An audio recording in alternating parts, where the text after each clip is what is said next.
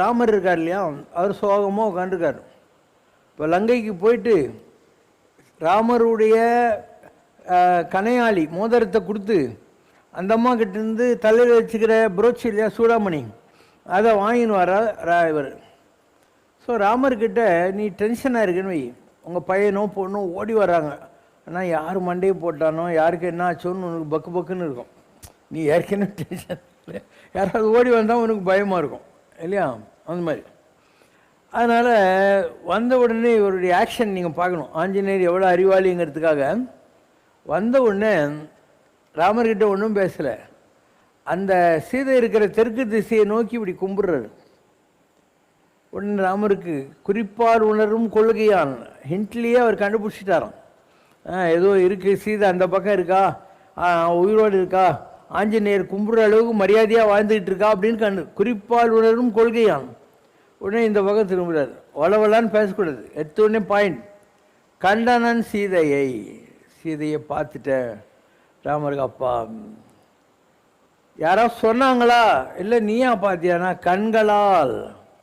கண்டனன் சீதையை கண்களால்.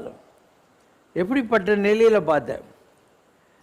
ராமனுடைய மனைவி என்று சொல்லக்கூடிய அந்த பெருமைக்கு உரியவளாகவும், ஜனகனுடைய மகள் என்று சொல்லக்கூடிய பெருமைக்கு உரியவளாகவும், நல்லா பாரு, தசரதனுடைய மருமகள் என்று சொல்லக்கூடிய பெருமைக்கு உரியவளாகவும் இருக்கிறவளை நான் பார்த்தேன்.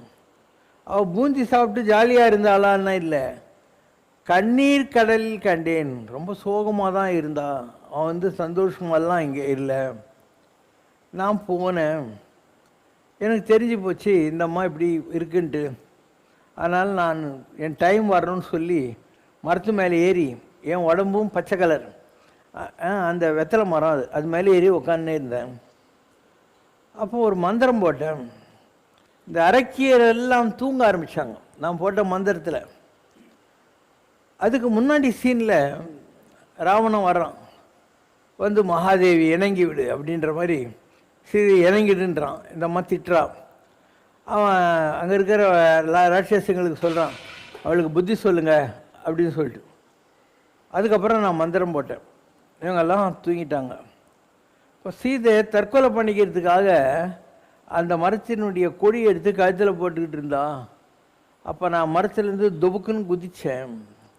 குச்சிட்டு ராம் ராம் ராம்னு.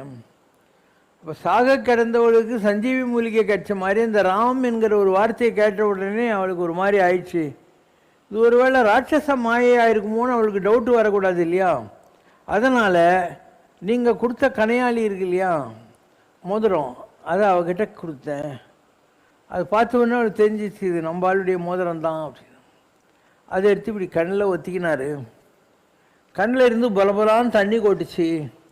இந்த பாலா போன ராட்சசங்க இருக்கிற ஊருக்கு ராமா உன்னுடைய மோதிரத்தை ஏன் கொடுத்த அப்படின்னு சொல்லி தன் கண்ணீரினால் அந்த மோதிரத்துக்கு அபிஷேகம் பண்ணினாள் அப்படின்னு. அந்த மோதிரத்துக்கு தன் கண்ணினால் அபிஷேகம் பண்ணான். அதுக்கப்புறம் நான் சொன்னேன், அம்மா உன்னை தான் ராமர் நினச்சிக்கிட்டே இருக்காரு, உன்னை தான் தேடினே இருக்காரு, என்ன அதுக்கு தான் அனுப்பிச்சிருக்காரு அப்படின்னு. வாங்க என் மேலே உட்காந்துக்குவாங்க, நான் தூக்கின்னு போகிறேன். அப்போ சொன்னான், திங்கள் ஒன்றிருப்பேன் அன்றேல் மாயகுவேன். இன்னும் ஒரு மாதம் நான் இருப்பேன். உங்கள் ராமர்கிட்ட சொல்லி என்னை சண்டை போட்டு கௌரவமாக சத்திரிய தர்மத்துப்படி மீட்டின்னு போக சொல்லு. ஒரு மாதத்துக்குள்ளே அவர் வரலைன்னா என்னை பார்க்க முடியாது உயிரோடு அப்படின்னு சொல்லிட்டா.